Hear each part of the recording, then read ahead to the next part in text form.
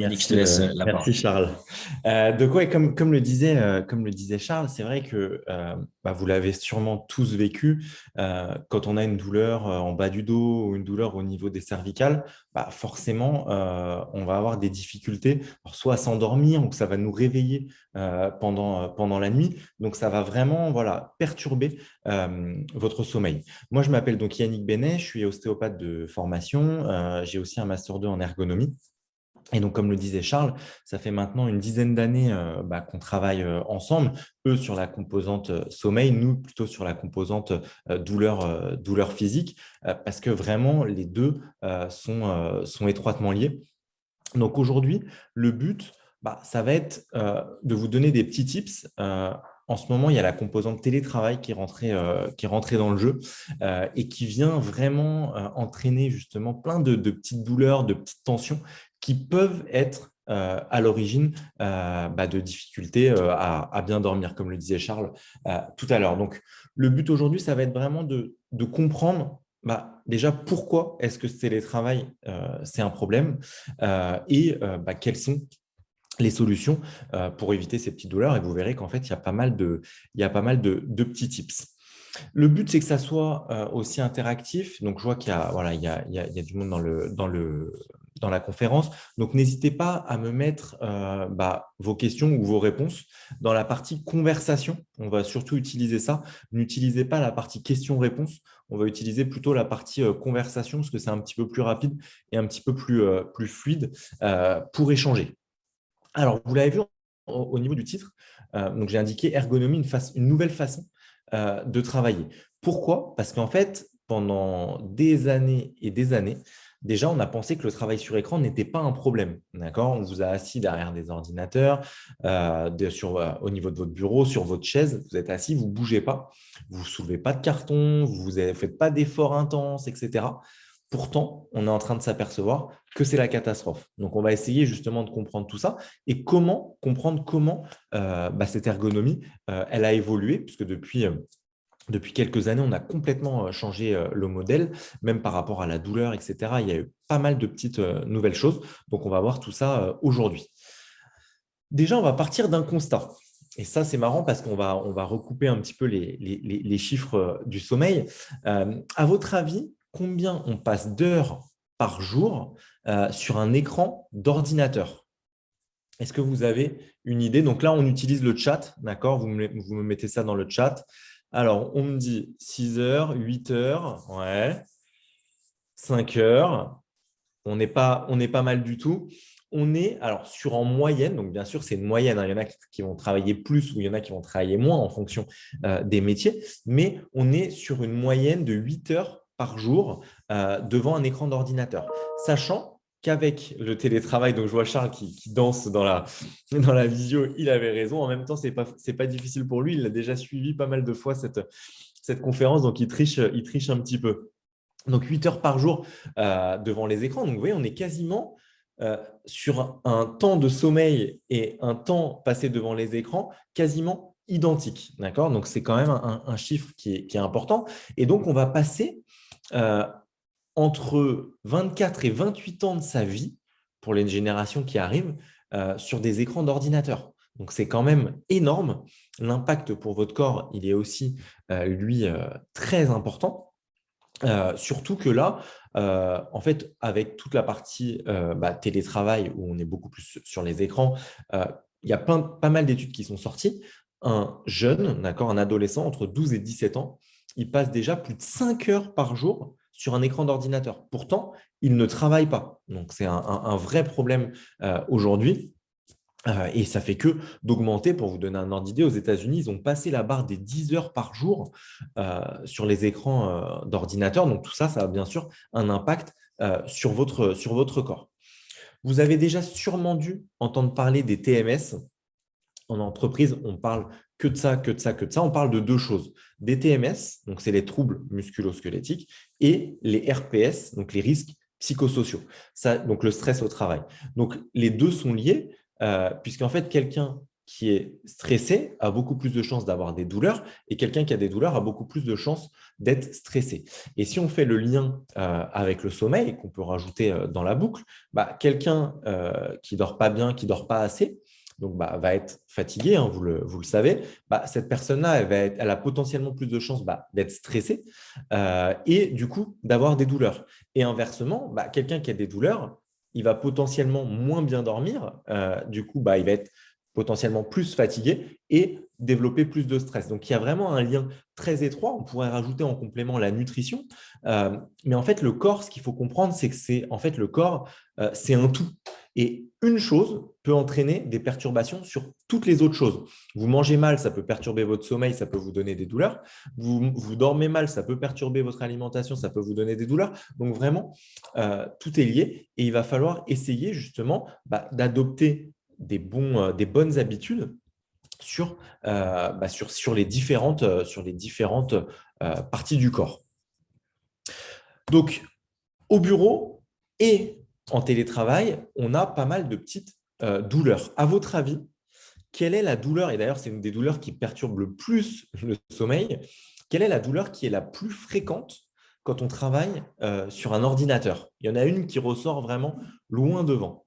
C'est vraiment, elle touche énormément quand on a… Là, on a les cabinets d'ostéopathie, ils ont été fermés que pendant le premier confinement.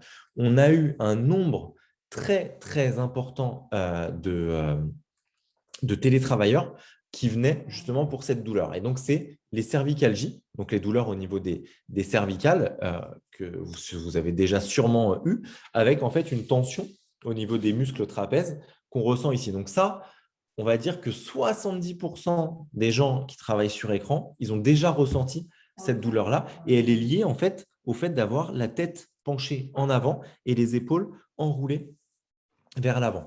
Après, on a bien sûr tout ce qui va être dorsalgie, lombalgie, douleur au niveau des genoux, le fameux syndrome du canal carpien, les tendinites de l'épaule, les tendinites du coude. Donc, au final, ça fait quand même pas mal de douleurs pour un petit bonhomme qui ne bouge pas derrière son ordinateur. Ça, c'est des douleurs qui touchent en fait l'articulation, qui vont toucher donc les muscles, les tendons, etc. Il y a d'autres problématiques qui sont liées au travail sur écran. La première, c'est tout ce qui va être fatigue visuelle. On a aussi tout ce qui va être troubles digestifs et tout ce qui va être syndrome des jambes lourdes. Donc ça, ce n'est pas des douleurs qui touchent les muscles, mais c'est des douleurs, enfin, sauf pour la fatigue visuelle, mais c'est des douleurs qui vont être consécutives au travail sur écran, et notamment la fatigue visuelle qui, elle aussi, peut entraîner vraiment maux de tête, etc., et qui peut donc perturber votre sommeil. Donc ça, c'est vraiment un point important. Donc voilà, donc ça, c'est important de bien comprendre ce qu'on peut avoir. Maintenant, on va arriver sur la partie la plus importante de cette présentation. Si vous avez compris cette partie, vous avez tout compris à l'ergonomie. Alors, à votre avis, pourquoi est-ce qu'on a mal alors qu'on ne bouge pas? Ce n'est pas du tout logique. Pendant des années, on a pensé qu'en fait, c'était votre position, d'accord? Parce que vous n'aviez pas le dos bien droit, vous n'aviez pas le petit doigt à 25 degrés, l'oreille à 17 degrés, ce n'était pas parfait. Donc, pourquoi est-ce que j'ai mal alors que je ne bouge pas? Alors, est-ce que vous avez une idée? Alors, on me dit mauvais matériel. Alors, non, parce qu'en fait, mauvais matériel, on a acheté justement des super sièges maintenant dans les entreprises. On a vraiment acheté énormément de super choses. Et pourtant, les gens continuent à avoir mal. En fait, ce qu'il faut bien comprendre, c'est que ce n'est pas une question de position. D'accord?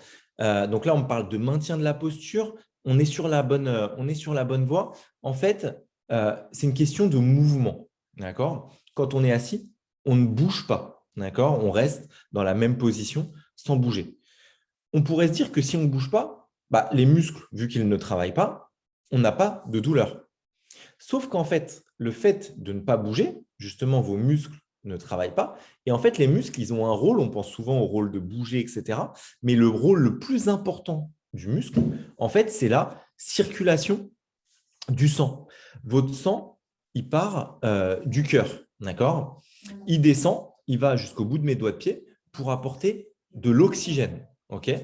Sauf que comment est-ce qu'il remonte? En fait, il remonte par l'activité musculaire. Donc, quand vous marchez, les muscles du pied et du mollet vont se contracter et vont éjecter le sang vers le haut. Donc, ils font repartir le sang pour le réoxygéner, éliminer les déchets, etc. Sauf que vous, comme vous restez assis toute la journée, que vous ne marchez pas, que vous ne bougez pas, votre sang, il ne circule pas correctement. Et donc, on se retrouve au final avec des muscles qui sont moins bien oxygénés et qui ont accumulé les déchets. Et donc, comme vous êtes en plus dans une mauvaise position, votre muscle, il n'est pas en capacité de s'étirer et il va déclencher la douleur. D'accord. Pour vous donner un exemple concret, imaginons j'ai un frère jumeau. Ok, on est tous les deux, on travaille en télétravail, l'un à côté de l'autre, exactement les mêmes tâches, exactement le même matériel, d'accord, écran à la même hauteur, etc. On est tout pareil, d'accord. Sauf que moi, je fais du sport régulièrement, d'accord. Je bouge, je fais des pauses régulièrement. Je dors bien, je mange bien. Et moi, bizarrement, je vais avoir aucune douleur, alors que mon frère jumeau, il va avoir plein de douleurs. Donc, tout ça pour vous montrer qu'aujourd'hui, ce qu'il y a de plus important, bien s'installer, c'est bien, mais ce qu'il y a de plus important, c'est ce qu'on va appeler en fait son hygiène de vie. D'accord? Est-ce que je bouge? Est-ce que je dors? Est-ce que je mange? Voilà. Est-ce que mon corps fonctionne normalement? Et si déjà, j'ai tous ces points qui sont réunis, en fait, ma position, alors oui, si je travaille toute la journée assis n'importe comment, ça va forcément avoir un impact. Mais l'impact, il sera limité parce que votre corps, vos muscles, ils auront cette capacité à travailler correctement. Pour illustrer tout ça, vous avez vraiment deux super campagnes. Celle de droite, vous devez la connaître, c'est celle de l'assurance maladie. Ça fait plusieurs années maintenant que cette campagne elle est diffusée alors dans les transports, à la radio, à la télé. Et cette campagne, qu'est-ce qu'elle dit? C'est qu'en fait, quand on a mal au dos, le bon traitement, c'est de bouger, c'est le mouvement. Alors que pendant des années, on nous disait l'inverse. On vous disait, si vous avez mal au dos, restez allongé pendant 2, 3 semaines, vous verrez, ça va aller mieux. Non, parce qu'en fait, le sang ne circule pas. D'accord. La deuxième campagne, c'est Emma. Alors, Emma, ceux qui sont adeptes de LinkedIn doivent la connaître. Emma, en fait, la pauvre, elle vient tout droit de 2040.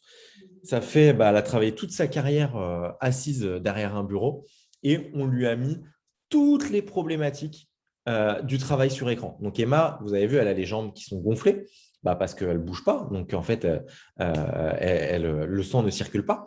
Elle a un syndrome du canal carpien. Là, on ne la voit pas de profil, mais elle a une grosse bosse au niveau du dos. Elle a les yeux tout rouges à cause de la fatigue visuelle. Elle a le teint pâle à cause de la luminosité. Et elle a même, la pauvre, une surpilosité au niveau du nez et des oreilles. Pourquoi? Parce que la qualité de l'air dans les bureaux est 5 fois plus polluée qu'à l'extérieur. Donc la pauvre, elle, c'est vraiment la cata, on lui a tout mis. Alors bien sûr, vous vous doutez bien qu'aujourd'hui, on va retrouver personne dans cette situation. Mais si on prend chacun d'entre nous, on va retrouver des problématiques qu'Emma a développées. Donc vraiment, le but, c'est de sensibiliser là-dessus, de montrer que le travail sur écran va avoir vraiment un impact sur votre santé. D'ailleurs, là, on l'a vu avec le télétravail. Alors, c'est un tout, mais en télétravail, vous avez plein de personnes qui ont eu des douleurs. Bizarrement, plein de personnes ont aussi eu des troubles du sommeil, beaucoup plus que d'habitude. Donc, au final, alors, est-ce que c'est l'un est la cause ou c'est l'autre? Mais en tout cas, ça montre que le corps, il est impacté par ce travail sur écran. D'accord?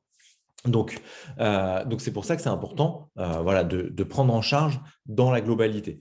Donc, voilà, le but de ces deux campagnes, c'est vraiment de vous montrer cet impact. Aux États-Unis, ils vont un petit peu plus loin sur les campagnes.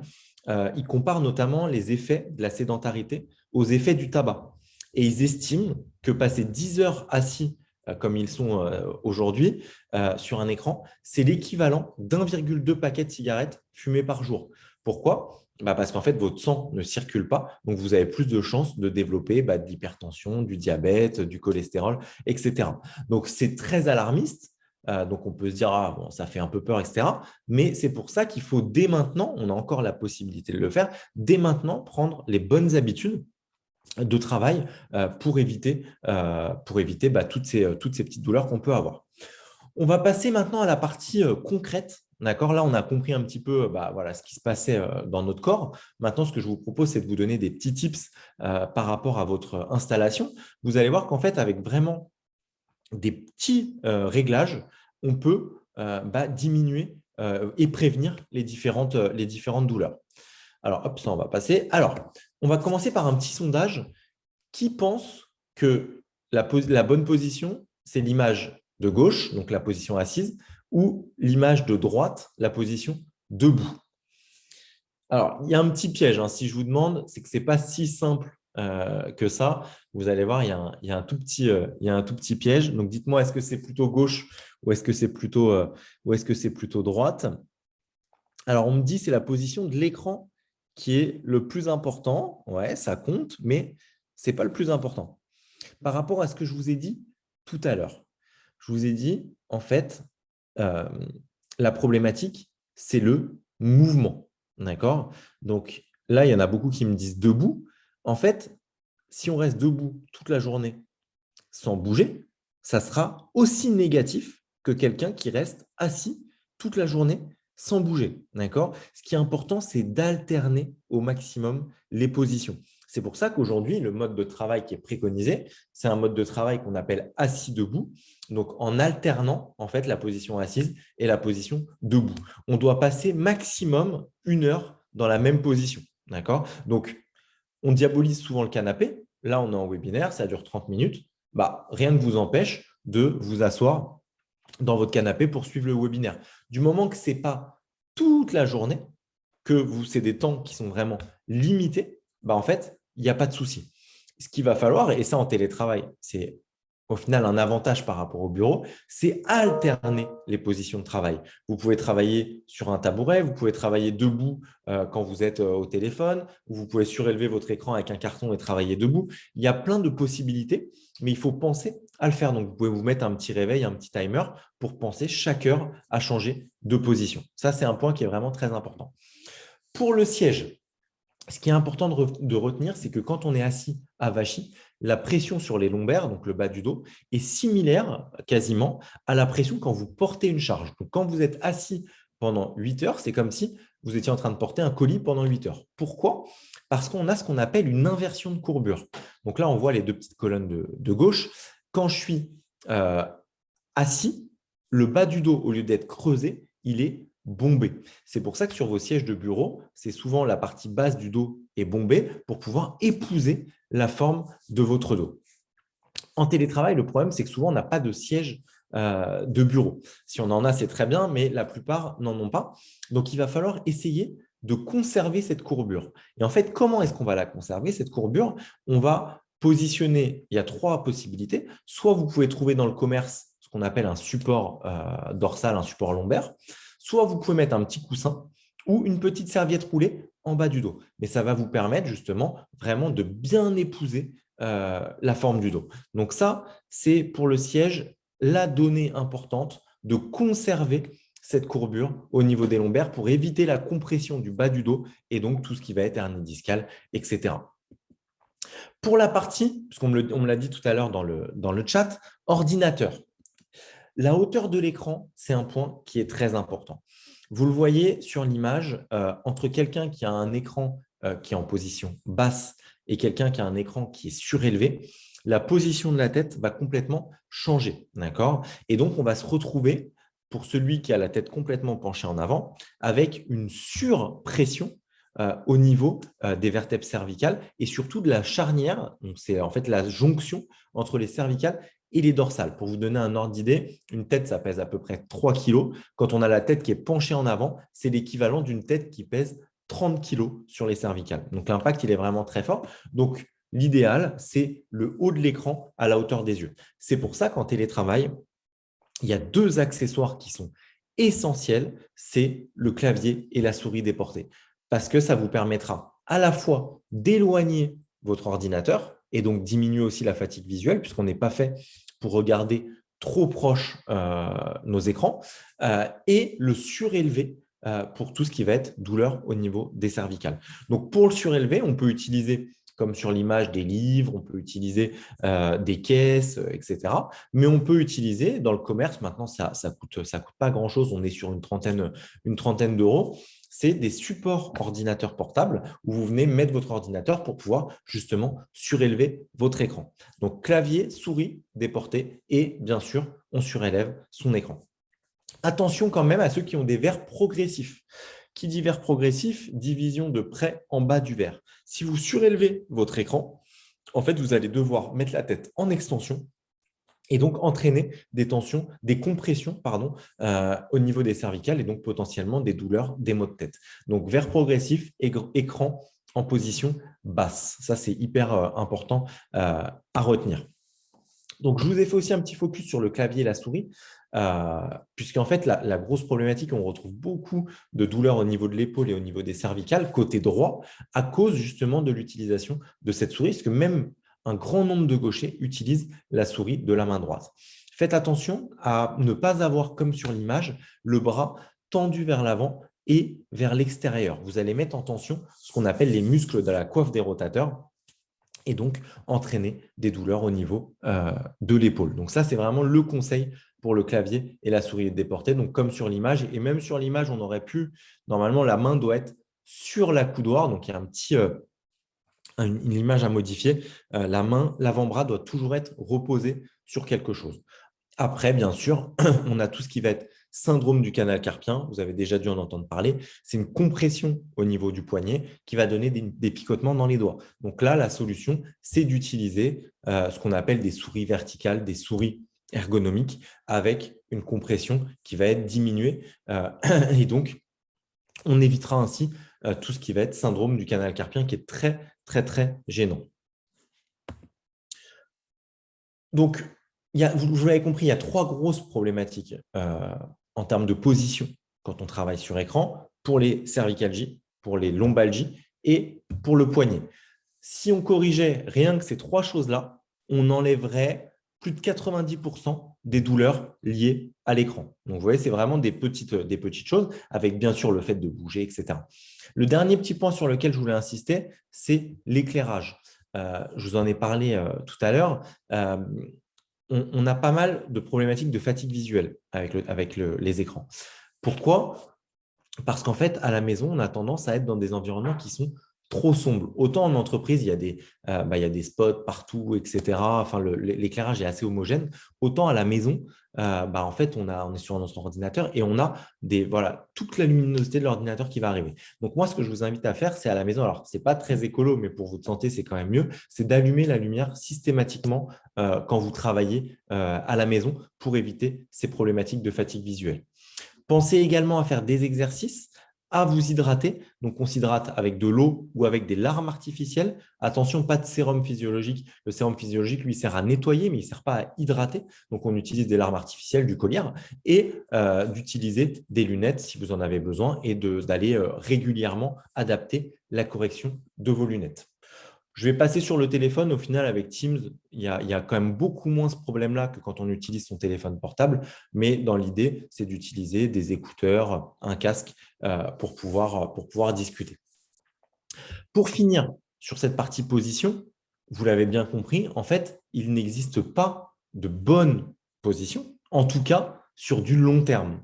Sur du court terme, aucune position n'est mauvaise, d'accord? La problématique, c'est vraiment la durée de cette position. Donc, pensez bien à alterner, à vous lever, à marcher pour faire justement circuler le sang. Et pensez bien aussi, bien sûr, à faire tout ce qui va être des exercices, donc des étirements, du réveil musculaire, des exercices de renforcement musculaire. On peut faire des exercices de respiration, bien vous hydrater. Donc, tout ça va participer en fait à la prévention et à la diminution de vos douleurs. Et donc, ça va jouer aussi sur tout le reste, donc sur votre alimentation, sur votre sommeil, sur votre stress, etc.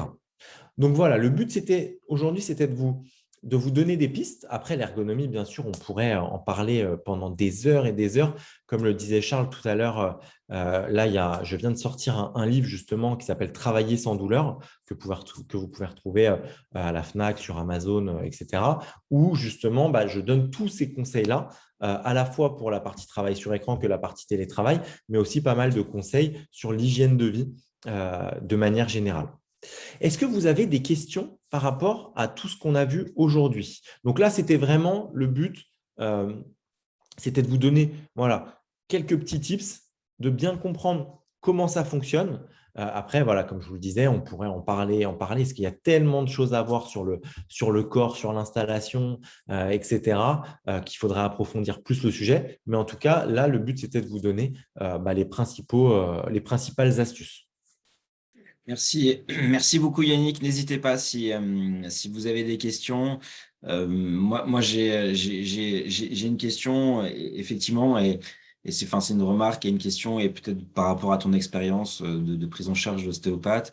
On voit que on ressent beaucoup plus la douleur lorsqu'on est en privation de sommeil. Et que le problème, c'est que lorsqu'on traite la douleur, ça ne veut pas dire qu'on traite le sommeil. Et je sais que les ostéopathes sont assez formés sur effectivement la prise en charge générale, l'hygiène de vie, pour que la douleur qui peut être la cause de l'insomnie soit traitée, mais également on traite un petit peu le patient en général. Ouais. Et c'est quelque chose que vous faites particulièrement dans l'ostéopathie, je pense. Ouais, en fait, si tu veux, la douleur, c'est des messages, d'accord? C'est ton corps qui t'envoie des messages pour te dire qu'il y a un problème. Donc, si tu as un syndrome du canal carpien, si tu as une lombalgie, mais en fait, ton corps va t'envoyer des messages, des messages, des messages. Et en fait, ton corps fatigue à force de recevoir ces messages-là. Et donc, ça perturbe complètement tes rythmes. Tu dors mal. Et après, c'est un cercle vicieux. C'est que moins tu dors, plus tu es fatigué, plus ça te fait mal. Et tu rentres en fait dans cette spirale. Donc, c'est vrai que par rapport à tout ce qui va être insomnie, etc., d'aller consulter un ostéopathe, ça peut être complémentaire à un Mm. suivi. Parce que, comme je le disais tout à l'heure, le corps, c'est quelque chose de global. Même d'aller voir un diététicien, un nutritionniste. Enfin, il faut essayer de considérer le corps dans sa globalité pour réussir à avoir du résultat.